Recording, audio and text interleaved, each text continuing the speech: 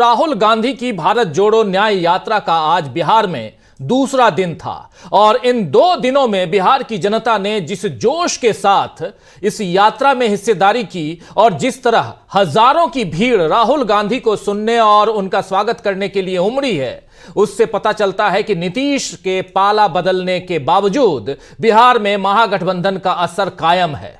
आपको याद दिला दूं दोस्तों कि कल लालू यादव ईडी के सामने पेश हुए थे और आज तेजस्वी यादव ने, जी हां, तेजस्वी यादव से आज ईडी ने पूछताछ की है। लेकिन राजद के समर्थक और वाम दलों के नेता आज राहुल गांधी की भारत जोड़ो न्याय यात्रा में साथ साथ रहे।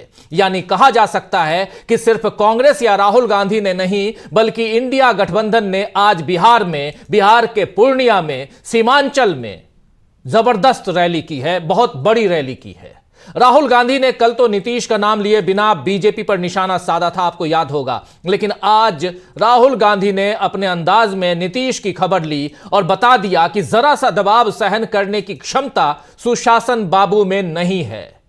क्या कहा है राहुल गांधी ने, जरा सुन लेते हैं। यहीं से शुरुआत करेंगे इस चर्चा की। पहले सुनते हैं राहुल गांधी एक चुटकुले के अंदाज में कैसे निशाना साध रहे हैं नीतीश कुमार पर। सुनिए।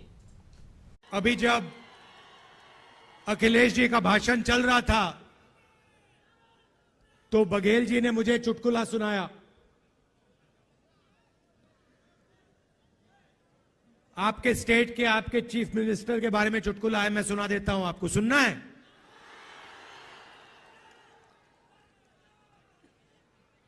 तो आपके चीफ मिनिस्टर गवर्नर के यहां स्वेरिंग इन के लिए गए। बड़ा धूमधाम था। वहां पे बीजेपी के नेता बैठे थे, गवर्नर साहब बैठे थे, सब एमएलए बैठे थे। स्वेरिंग इन होती है, शपथ लेते हैं चीफ मिनिस्टर का। उनके मंत्री, 2-3 मंत्री भी शपथ लेते हैं। खूब तालियां बजती हैं और फिर नीतीश जी निकल जाते हैं, वापस सीएम हाउस की ओर चल जाते हैं। गाड़ी में पता लगता है कि वो अपना शॉल गवर्नर के घर में छोड़ आए। तो ड्राइवर से कहते हैं, भैया चलो वापस चलो, शॉल उठाना है। तो ड्राइवर गाड़ी घुमाता है, गवर्नर के घर आता है। नीतीश जी निकलते हैं, गवर्नर के पास जाते हैं, दरवाजा खोलते हैं। गवर्नर कहते हैं, भाई इतनी जल्दी वापस आ गए? तो ये हालत है बिहार की। थोड़ा सा दबाव पड़ता है और यू टर्न ले लेते हैं। तो सुन लिया आपने, शपथ ग्रहण के आधे घंटे के भीतर राजभवन पहुंचने का नीतीश का यह किस्सा अब बरसों तक किसी किंवदंती की तरह सियासी गलियारों में गूंजता रहेगा। विश्वसनीयता और साख का यह संकट नीतीश ने खुद अपने लिए कायम किया है दोस्तों, और इसमें उन्हें ही नुकसान होगा यह भी तय है, क्योंककि इंडिया के दल तो अब भी मजबूती से एक साथ खड़े हैं। आज चंडीगढ़ मेयर चुनाव में आप जानते हैं कि वहां मेयर के चुनाव हुए थे और उस चुनाव में तथाकथित धांधली ने इंडिया के दलों को बीजेपी के खिलाफ और सावधान कर दिया है। चंडीगढ़ में मेयर का चुनाव होना था, आपको पता ही है। उस चुनाव में क्या कुछ हुआ था, जरा आपको बता दूं कि पहले चंडीगढ़ में मेयर का चुनाव पीठासीन अधिकारी के बीमार होने के कारण टाल दिए गए थे। तभी से आम आदमी पार्टी और कांग्रेस कह रहे थे कि बीजेपी धांधली करने वाली है, और आज जब चुनाव हुए तो यह बात सच होती हुई नजर आई, क्योंकि आम आदमी पार्टी और कांग्रेस के गठबंधन को ज्यादा मत मिलने के बावजूद उनके 8 वोट अमान्य करके बीजेपी को मेयर का चुनाव जिता दिया गया है। नगरीय निकाय के चुनाव हो या लोकसभा का चुनाव या राज्यसभा और विधानसभा के चुनाव हो, बीजेपी की नीयत पर अब शक होना आम हो गया है। बीजेपी को इससे शायद कोई फर्क नहीं पड़ता होगा, क्योंकि उसे सत्ता चाहिए, लेकिन जनता को इससे फर्क जब पड़ना शुरू होगा तो बीजेपी के अच्छे दिन शायद गायब हो सकते हैं। चंडीगढ़ चुनाव में जब धांधली से अब इंडिया के दलों को समझ में आ गया है कि अब साथ रहकर ही बीजेपी को हराने की तैयारी करनी पड़ेगी।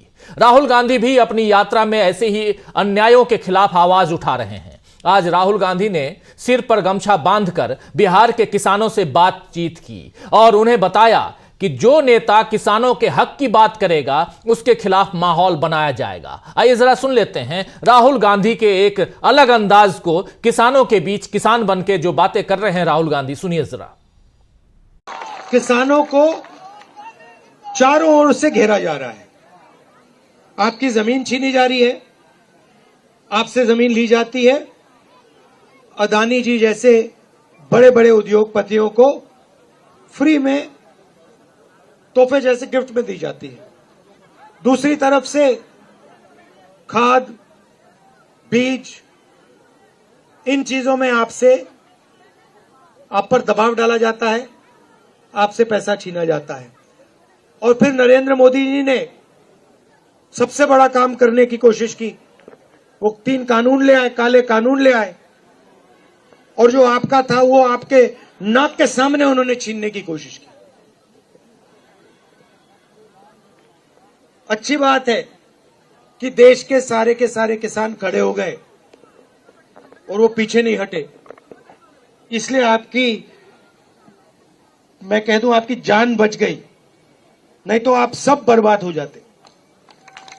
मेरी सोच है कि किसान देश की रीढ़ की हड्डी है। बेशक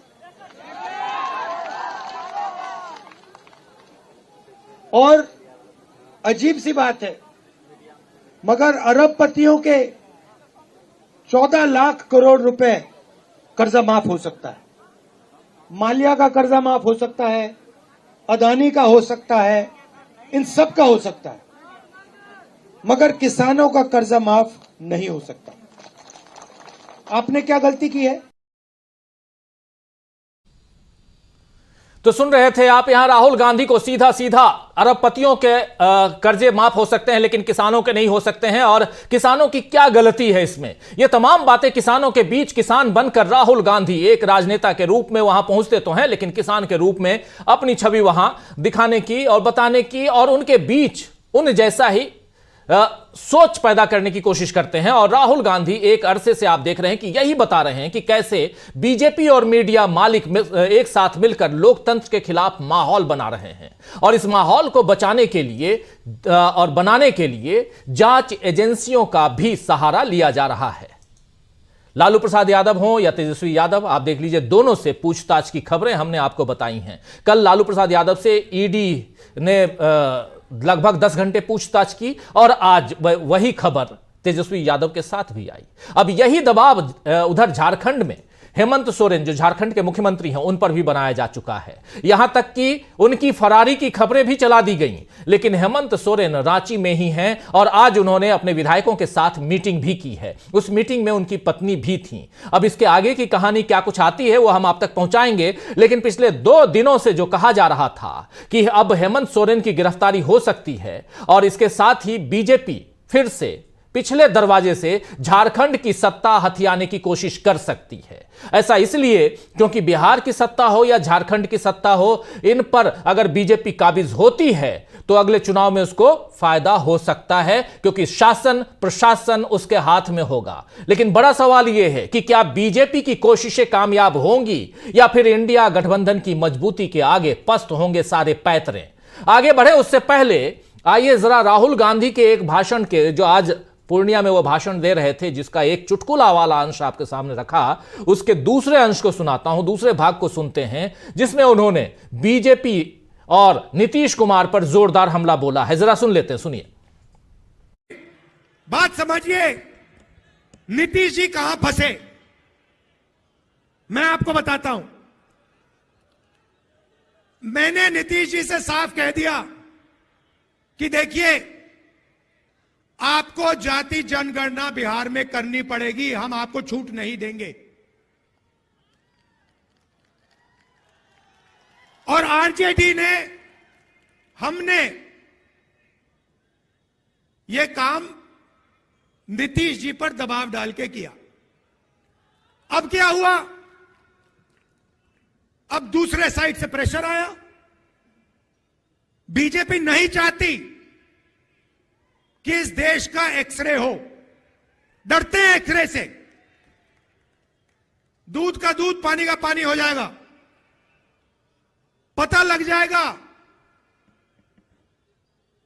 कि कितने ओबीसी हैं, कितने दलित हैं, कितने आदिवासी हैं। बीजेपी ये नहीं चाहती। बीजेपी चाहती है कि आपका इधर ध्यान जाए, उधर ध्यान जाए, आगे पीछे ध्यान जाता जाए, मगर सामाजिक न्याय पे गलती से भी आपका ध्यान ना चला जाए। नीतीश जी बीच में फंस गए और बीजेपी ने उन्हें रास्ता, निकलने का रास्ता दे दिया और नीतीश जी उस रास्ते पे निकल गए। सामाजिक न्याय देने की जिम्मेदारी बिहार में हमारे गठबंधन की है। नीतीश जी की यहां कोई जरूरत नहीं है। यहां पे हम अपना काम कर लेंगे मिलके। हमारा गठबंधन यहां पे जो करना है कर देगा।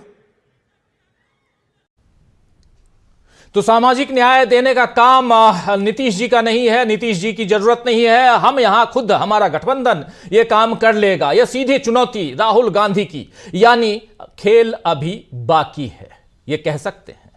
सवाल यही है, बहुत बड़ा सवाल है दोस्तों, कि बिहार ही नहीं बल्कि देश में क्या खेल अभी बाकी है। आइए राहुल गांधी के इस भाषण के कुछ अंश से, कुछ जो पार्ट आप सुन रहे थे, इससे इतना तो समझ में आ रहा है कि राहुल गांधी चुप रहने वाले नहीं हैं। और यहां से, क्योंकि जिस मंच से राहुल गांधी ये भाषण दे रहे थे, उस मंच पर वाम दलों के नेता और जो बड़े नेता हैं, वरिष्ठ नेता हैं, वो मौजूद थे और उसी मंच पर आरजेडी के नेता भी मौजूद थे। तो क्या बिहार से इंडिया गठबंधन ने चुनावी आगाज कर दिया है, वो ऐलान कर दिया है, जहां से बीजेपी के अंदर खाने घबराहट पैदा